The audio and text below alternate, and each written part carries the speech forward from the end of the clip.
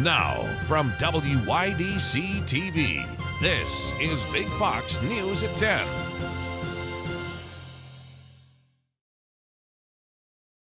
Good evening, I'm Anna Manuel. Today is Ash Wednesday, and one church in the Southern Tier has a special way of marking the day.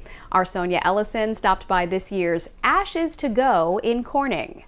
Today was the fourth year in a row that Christ Episcopal Church on East First Street held its annual Ashes to Go. So we had missed Mass, so we thought we'd come here. It works in between our work schedule. It's really convenient. I did it last year. I think I've done it every year that he's done it. Pandemic made it a necessity, but it was so popular and people liked coming out for Ash Wednesday in this way with Ashes to Go, so we continued to do it. Reverend Preston and volunteers offered ashes and blessings to those who drove and walked through, a new and quicker take on a holy tradition. Not my first Ashes to Go. We're from Addison, and I was so happy to see that Father Troy was having Ashes to Go, because really there's not too many places you could go unless you have to drive a little further. So many people are working today and they have busy lives, so this is an opportunity for them to actually get their ashes and to be wished well. Yes, because I have to volunteer at the library at 1, and I have to grab a hamburger at McDonald's in between. It works out beautifully for me. With it being Valentine's Day today, it's also a chance to remind people of God's love for all of God's children. Absolutely, and being able to follow our religious obligations. Christ Episcopal Church invites the community to its Easter Mass in late March and its ecumenical Lenten study every Thursday for the next 6 weeks at 6 p.m. 6 o'clock, we're gathering for soup, delicious soup from Fran's Landing Restaurant. And then at 6:30, we have our program.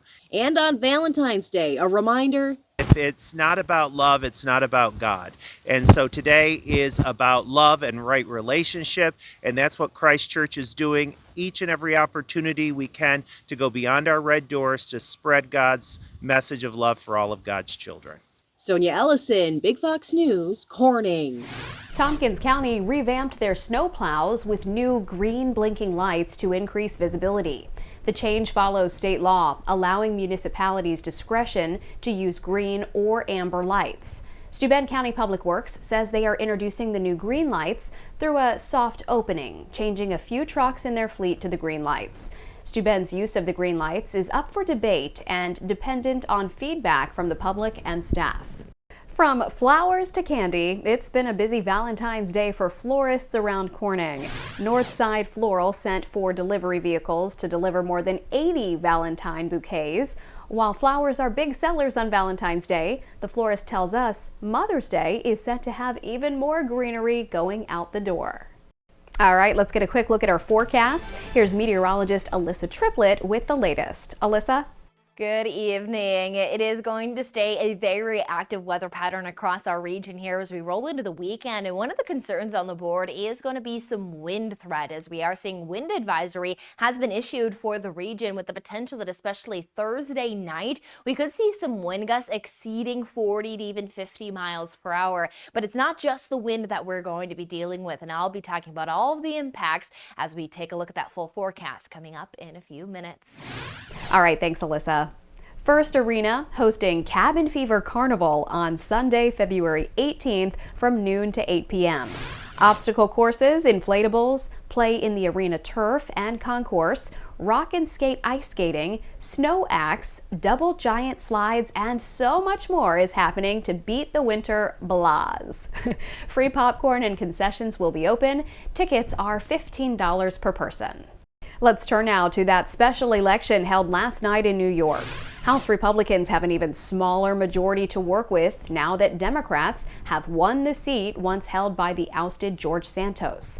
Democrat Tom Suozzi ran a campaign focused on the migrant crisis, which was traditionally a Republican issue, and the party sees that as a winning playbook to take back control of the House in November. Rebecca Castor has more from Washington. Democrats are riding high after turning a GOP seat in Congress blue Tuesday night. Tom Suozzi defeating Republican challenger Mazi Pilip in New York's special election to replace the ousted Republican George Santos. Let's send a message to our friends running the Congress these days. Stop running around for Trump and start running the country. Suozzi's win leaves Republicans with an even thinner majority in Congress, meaning it's going to be harder for them to get things done. This was on display Tuesday night when the House voted to impeach Homeland Security Secretary Alejandro Mayorkas by 1 vote. Yeah, obviously it's a concern. We need as many votes as we can get. But Republicans are no longer the only ones running on border security, and that could spell trouble for the GOP in November.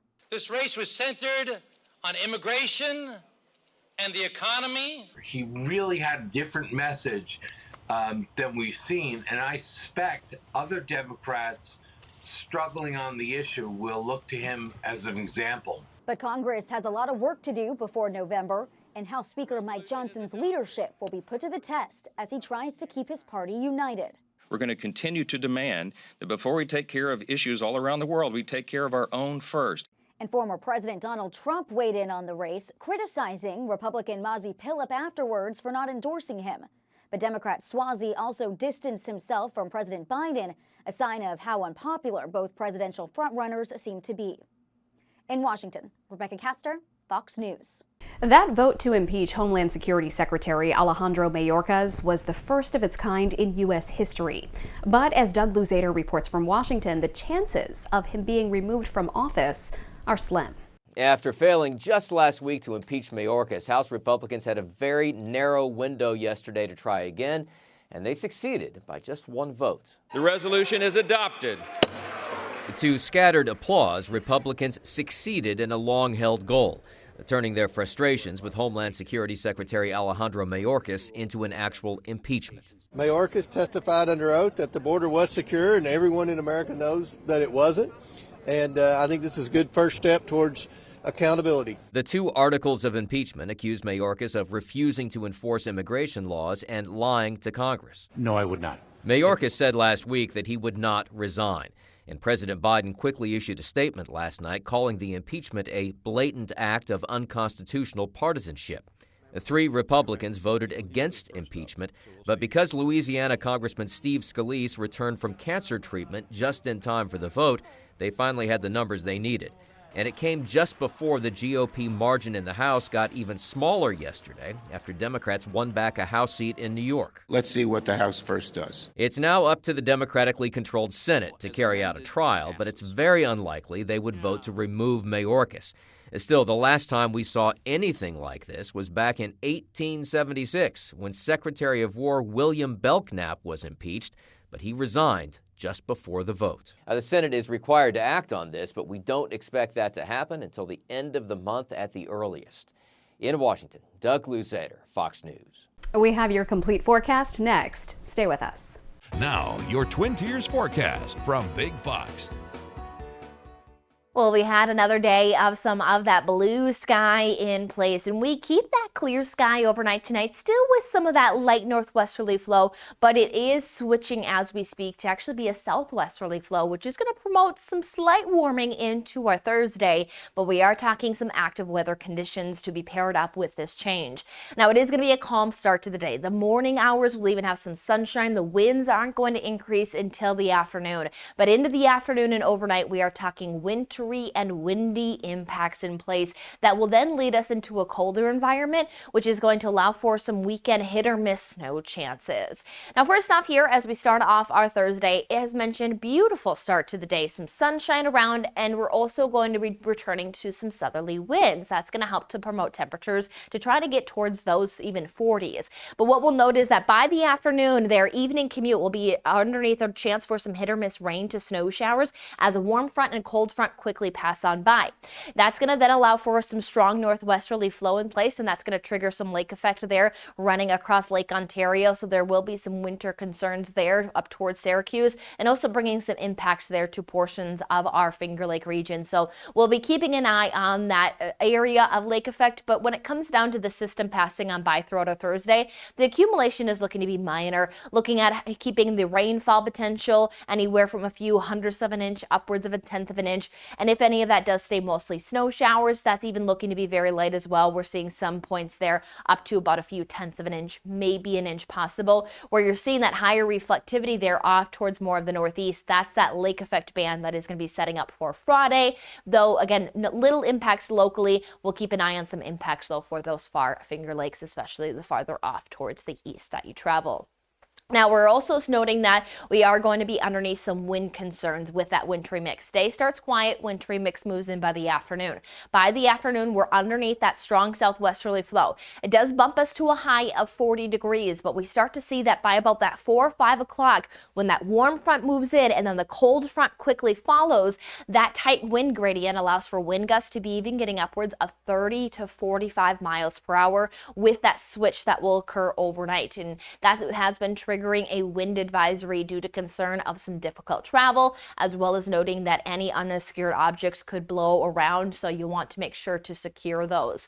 But again, that southerly wind does promote us into at least maybe seeing a few isolated 40s. That lack of sunshine in the afternoon and moisture will kind of keep that a bit more stunted, but then we'll note that as we head into Friday, we'll be under northwesterly flow, bringing that lake effect, but we'll see that some areas will return to some sunshine. However, we're not going to have as much warming. We'll keep steady within those low to mid 30s and then stay there throughout the weekend with some of those hit or miss snow chances.